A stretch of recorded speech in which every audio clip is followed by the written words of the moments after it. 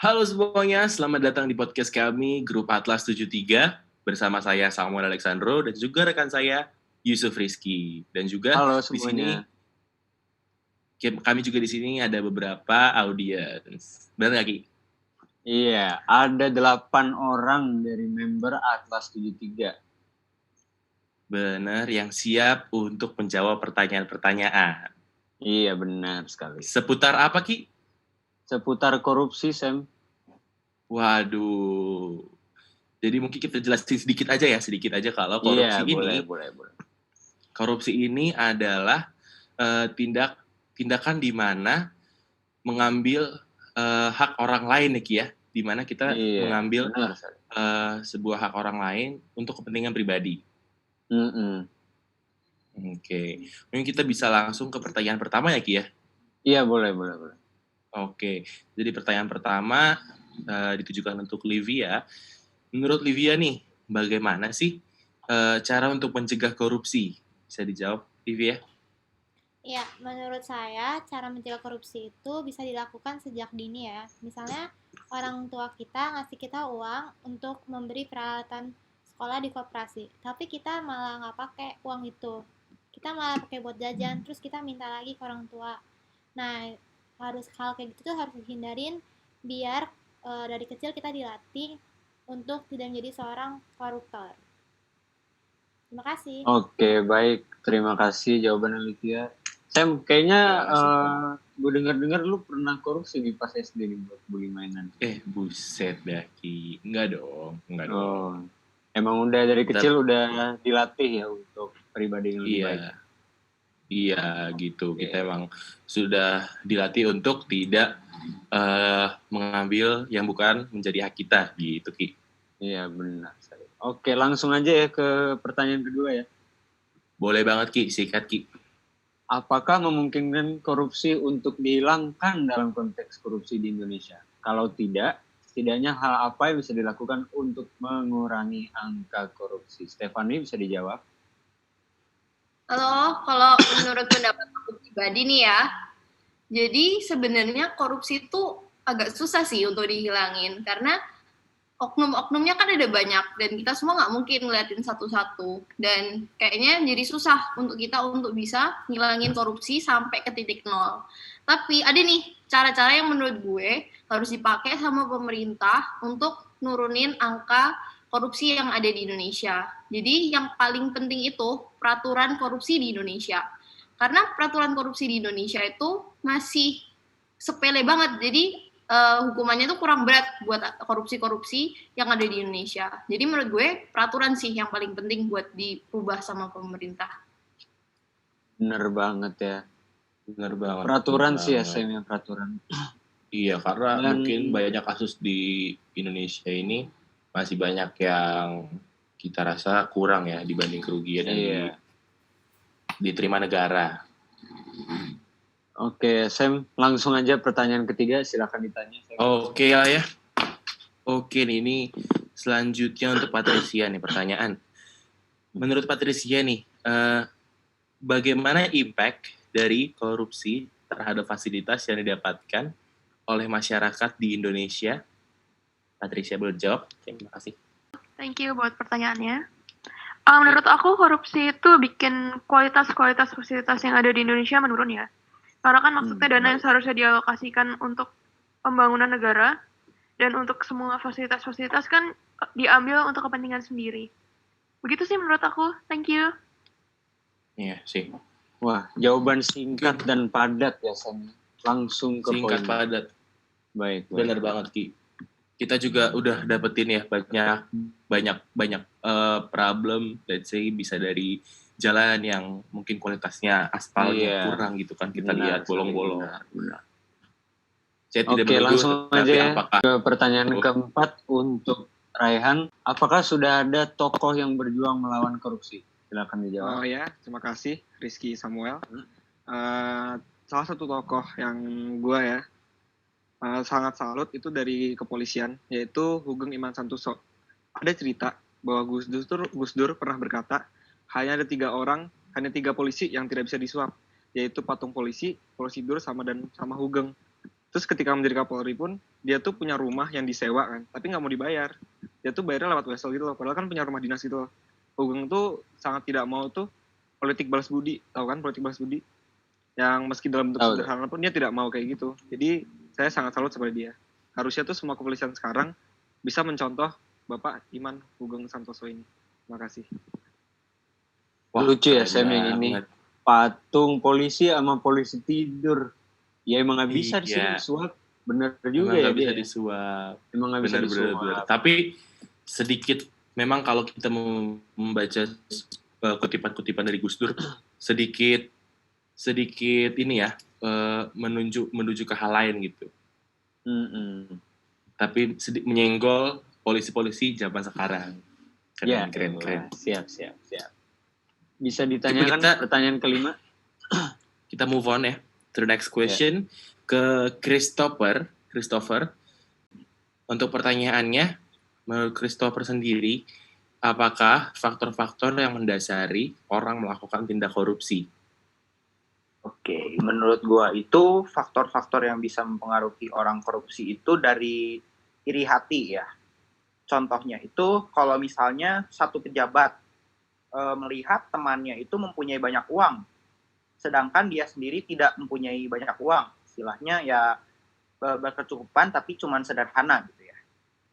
Jadi dia itu ingin mencukupi dirinya itu seperti temannya itu. Jadi dia melakukan tindakan semena-mena, contohnya korupsi. Itu aja sih. Terima kasih. Benar banget ya. Benar. Kalau gue boleh nambah Banyak sedikit, Boleh, Ki. tadi gue sebenarnya tahu juga sih ada tokoh yang pasti semua orang tahu sih, yaitu Bung Siapa tuh, Hatta. Ki? Bung Hatta. Oh iya, jelas kita pasti tahu. Bung Hatta dulu pada tahun 1970 itu dia pernah mau dikasih uang oleh kolonial untuk perjalanannya, tapi uang itu adalah uang hasil rampasan dan Bung Hatta menolak. Itu sih menurut gue dia udah nerapin nilai-nilai Chain Leamika sih menurut gue ya. Apa anak Prasmo juga jangan-jangan dia? Waduh, mungkin ya. Enggak ya, mungkin. Karena tanpa rakyat Indonesia sadari, dia sebenarnya udah caring juga. Dia memikirkan tentang orang lain karena duit itu bukan hak dia untuk mengambil. Itu saya. Benar. Iya, ya benar seperti Rizky bilang bahwa itu bukan uang dari dia ya kan? Oke, lanjut ke pertanyaan ke-6 itu untuk Nia. Apa pendapat Anda tentang penanganan kasus tindak korupsi di Indonesia? Apakah sudah baik ataukah masih butuh perubahan? Oke, hai Sam, hai Rizky. Oke, di sini aku bukan orang yang terlalu ngikutin politik, cuma setiap kali aku lihat berita, aku sudah bisa melihat bahwa pemerintah juga telah memberikan progres untuk kasus korupsi ini. Tapi aku tetap berharap bahwa Indonesia bisa lebih maju dan bisa memiliki pejabat yang mentalnya lebih baik.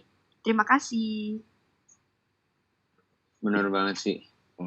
Karena psikologi juga memainkan role yang penting ya dalam memilih kandidat. Ya, benar banget. Terus juga kalau kita bahas tentang korupsi sendiri, iman pribadi, habis itu ya prinsip hidup juga sangat penting ya. Karena godaan-godaan itu pasti ada gitu. Penanganan ini ada yang pengen gue omongin sih sebenarnya. Menurut gue, koruptor siapapun, tingkat keuangan, konglomerat, semua dari kelas teri, kelas kakap itu harus ditangani secara hukum dengan yang sama. Karena nggak boleh diskriminasi. Ya. Benar. Seperti nilai-nilai yang kita pelajarin di PGUD 2 kemarin. Yaitu non-diskriminasi. Gitu aja sih, Sam. Oke. Mungkin ini ya, kita langsung ke pertanyaan ke-7.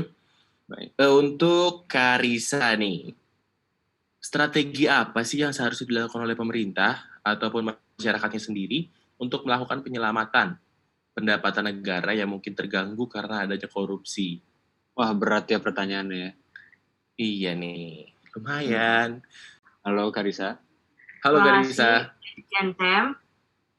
Oke, jadi kalau masalah ini karena gue bukan di bidangnya, jadi gue juga nggak terlalu paham. Tapi kalau menurut gue pribadi nih, kita tuh seharusnya lebih mikirin bagaimana cara mencegah daripada menyelamatkan pendapatan negara yang sudah terkorupsi. Karena kalau cuma menyelamatkan, itu ujung-ujungnya juga nggak akan ada habisnya gitu. Jadi kita lebih baik tuh mikirin bagaimana kita mencegah dan meminimalisir korupsi seperti yang teman-teman tadi kita udah bilang ya, kalau misalnya mencegah itu, kalau misalnya dari pemerintahnya sendiri, mungkin bisa memperketat hukuman yang ada, atau misalnya dari kita sebagai mahasiswa, kita bisa lebih mengedukasi diri kita sendiri supaya kita tidak terjerumus ke dalam korupsi. Itu sih kalau menurut gue pribadi. Makasih. Oke. Bagus Terima ya, Ki, kasih Karisa jawaban. Iya, bagus banget. Gue pengen Di ngomong sini. sesuatu tentang itu tadi. Lebih baik mencegah daripada mengambil atau merecover yang sudah hilang. Iya, betul banget. Itu benar banget sih, Kembali lagi, ibarat kata sebuah gelas yang sudah pecah, mungkin dia bisa kembali ke bentuk gelas, tapi pasti akan ada bagian yang retak sedikit, gitu ya kan? Iya, benar. Jadi Benar. pesan moral dari pertanyaan untuk Karisa adalah lebih baik mencegah daripada mengobati ya, Sam, ya. Betul banget. Selanjutnya, Ki, sikat Ki. Oke, siap. Ini pertanyaan untuk Vincent. Menurut Vincent nih, hukuman terhadap korupsi dari negara manakah yang bisa diterapkan oleh Indonesia? Silakan jawab. Kalau menurut gue ya, dari apa yang gue baca di internet kayak di mana kayak Line Today yang berita-berita gitu lah ya. Gue denger nih di Cina, kalau misalnya seorang koruptor sudah terbukti untuk telah mengambil uang hak yang bukan punya dia gitu ya, dalam jumlah tertentu yang tentunya banyak, akan ada sanksi hukuman mati gitu. Kalau nggak salah itu jumlahnya masih hitungan jutaan rupiah gitu ya, kalau dibandingin sama kasus-kasus korupsi yang sudah pernah terjadi di Indonesia, itu kan dikit ya.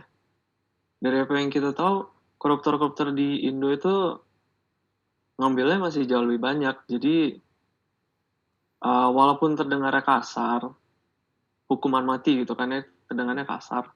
Kalau memang itu satu-satunya cara untuk buat orang lebih takut, ya kenapa enggak? Gitu aja sih. Baik, Vincent, terima kasih jawabannya. Nakutin ya, Sam ya, hukuman mati. Iya nih. Sam.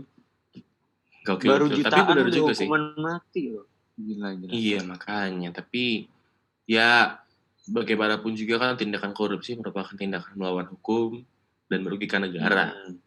Ya, Iya. mungkin kita butuh hukuman yang setimpal dengan hal tersebut. Nah, Kalau nggak misalnya terasa hukuman nih teman-teman. di Indonesia sih kayaknya ya bisa dibilang banyak sih ya yang harus ya Dikaji. Iya. Kaji lebih dalam. Mungkin kita sudah sampai nih di penghujung podcast kita hari ini. Tidak terasa kita sudah kita sudah berbicara banyak ya tentang hal korupsi ini. Ya mungkin kami harap teman-teman semua bisa dapatkan apa yang bisa kita pelajari hari ini. Oke Ki, jadi kayaknya hari ini kita dapat apa aja nih Ki? Dari itu sih lebih dari contoh yang aku kasih tadi itu Bung Hatta sama yang peraturan non diskriminasi. Karena itu paralel dengan apa yang kita pelajari di PGUD 2, Sam. Jadi yang paling nonjol sih itu. Tapi selain itu juga kita belajar bagaimana untuk menghindari perilaku-perilaku terpuruk seperti korupsi salah satunya, Sam.